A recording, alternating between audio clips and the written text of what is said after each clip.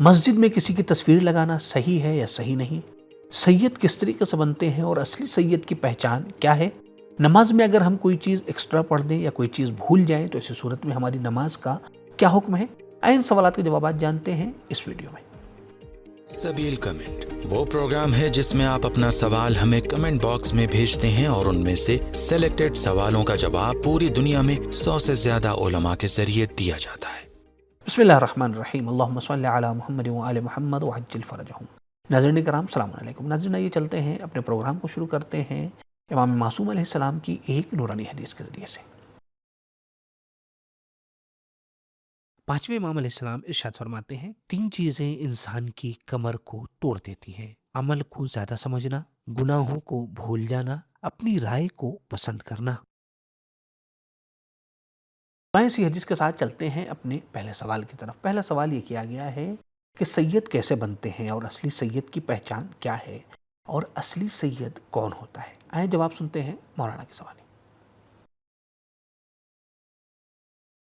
بسم اللہ الرحمن الرحیم کہ انسان سید کیسے بنتا ہے۔ دوسرا سوال ہے اصلی سید کی پہچان کیا ہے۔ پہلے سوال کا جواب یوں ہے، مکتب اہل بیت میں انسان نیک عمل، تقوی اور تقدس کی بنیاد پر سید نہیں بنتا، بلکہ سیادت نسب اور ولادت پر مبنی ایک شرف ہے۔ یعنی جو بھی انسان باپ کی جانب سے جناب ہاشم جو مولائے کائنات اور رسول خدا کے پردادا ہے ان تک سلسلہ نسب منتقل ہو تو وہ انسان سید ہے باپ کی طرف سے۔ یہ فقہ اہل بیت کے مطابق اور آیت اللہ سید سیستانی حفظہ اللہ الشریف کا فتویٰ بھی یہی ہے، جو بھی جناب ہاشم سے ہے وہ سید ہے، ان کو خمس سہم سعادت دیا جا سکتا ہے۔ مگر فی زمانے جو بھی مولائے کائنات اور حضرت فاطمہ زہرا سلام اللہ علیہا کی اولاد میں ہوگا وہ سید ہے، وہ حسنی ہے یا حسینی ہے۔ حسینی کا مطلب وہ عابدی بھی ہو سکتا، باقری بھی ہو سکتا، جعفری بھی ہو سکتا، زیدی بھی ہو سکتا، رضوی بھی، تقوی بھی۔ تو اسی طرح مولائے کائنات امام علی ابن ابی طالب علیہ الصلوۃ والسلام اور حضرت فاطمہ زہرا سلام اللہ علیہا کی اولاد سے ہے، انہیں سید کہا جاتا ہے فی زمانہ، ورنہ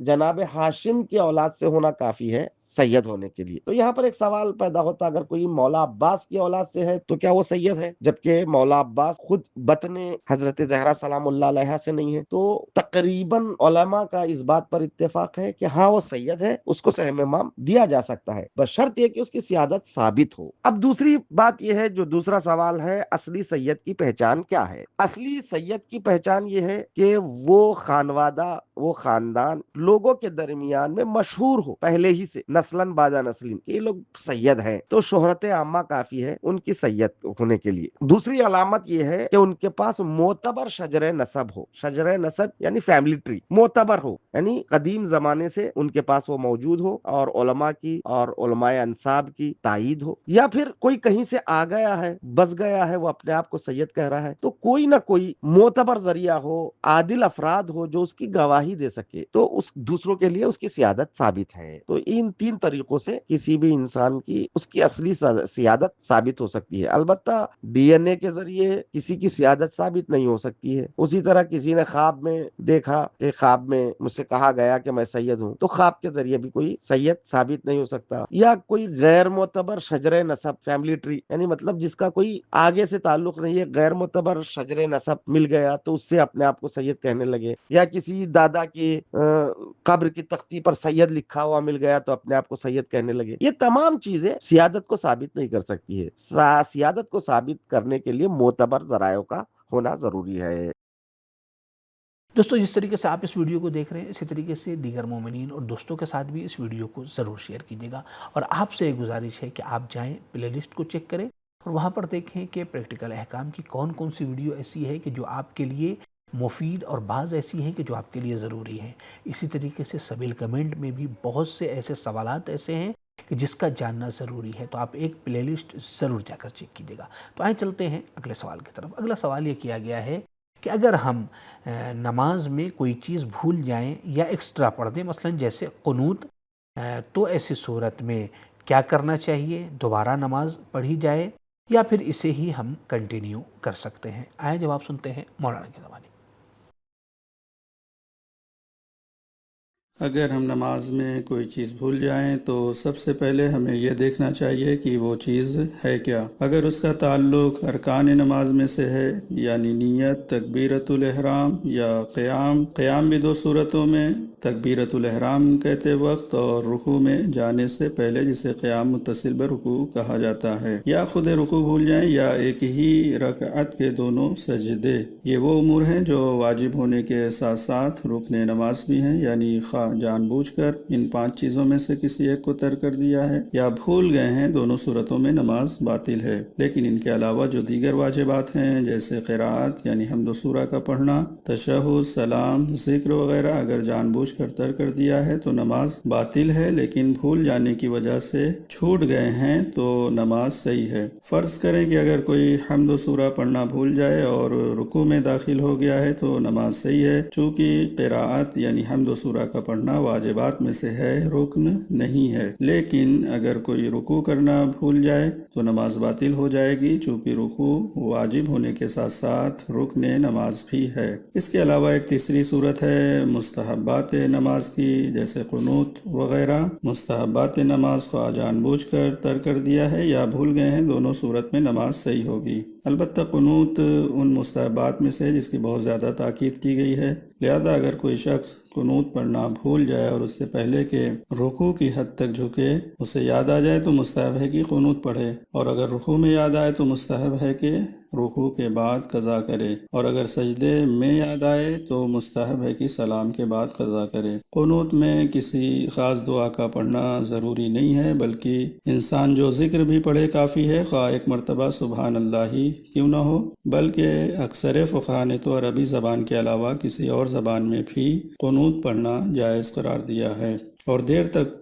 قنوت پڑھنے کی روایتوں میں کافی تاکید کی گئی ہے۔ لہذا عام طور سے جو دعائیں پڑھی جاتی ہیں، اگر اس سے اس طرح بھی کوئی چیز پڑھ لیا ہے تو کوئی حرج نہیں ہے، خواہ عربی زبان میں ہو یا کسی اور زبان میں۔ ہاں، اتنا خیال ضرور رکھنا چاہیے کہ جو کچھ بھی پڑھ رہے ہیں وہ حمد پروردگار، ذکر، صلوات اور دعا کی شکل میں ہو، کوئی دنیاوی کلام نہ ہو۔ لہذا برادر عزیز نے جو اس طرح چیز پڑھی ہے، اگر اس کا تعلق حمد خدا، ذکر، صلوات اور دعا سے رہا ہو تو کوئی حرج نہیں ہے، نماز صحیح ہوگی۔ لیکن اگر کوئی دنیاوی کلام رہا ہو تو چونکہ بھول کر انجام دیا ہے تب بھی نماز صحیح ہوگی۔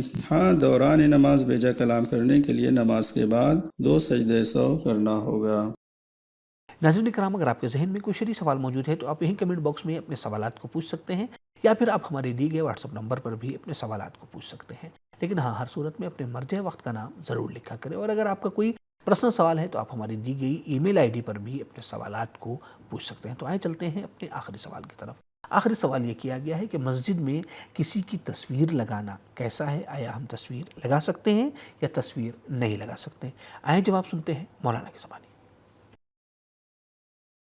دیکھیے، جیسا کہ آپ کا سوال ہے کہ مسجد میں تصاویر یا فوٹو لگانا کیسا ہے، تو یہ مسئلہ فقہا کے درمیان کچھ تفصیل رکھتا ہے۔ آیت اللہ العظمیٰ سید علی سیستانی دامت برکاتہ کے مطابق مسجد کو ایسی چیزوں سے آراستہ کرنا جن میں جاندار مثلا انسان یا حیوان کی تصاویر ہوں، احتیاط مستحب کے خلاف ہے، یعنی بہتر اور مناسب یہی ہے کہ مسجد کو اس قسم کی تصاویر سے زینت نہ دی جائے۔ البتہ آیت اللہ العظمیٰ سید علی خامنئی علیہ الرحمہ فرماتے ہیں کہ مسجد میں تصاویر یا فوٹو لگانا جائز ہے اور اس میں کوئی شرعی اشکال نہیں ہے، لیکن اگر تصویر مسجد کے شبستان یعنی نماز پڑھنے کی جگہ میں ہو تو بہتر ہے کہ نماز کے وقت اسے کسی مناسب طریقے سے چھپا دیا جائے۔ لہٰذا خلاصہ کلام یہ کہ تصویر لگانا حرام نہیں ہے، لیکن مسجد کے تقدس، سادگی اور عبادت کے ماحول کو برقرار رکھنے کے لیے بہتر یہی ہے کہ جانداروں کی تصاویر سے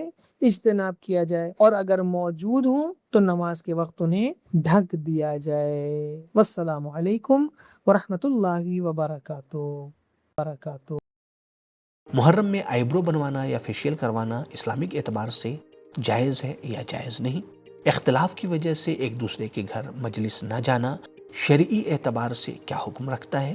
اگر میرے مطلب کا استخارہ نہیں آئے تو کیا ہم دوبارہ استخارہ دکھلوا سکتے ہیں؟ آئیں ان سوالات کے جوابات جانتے ہیں اس ویڈیو میں۔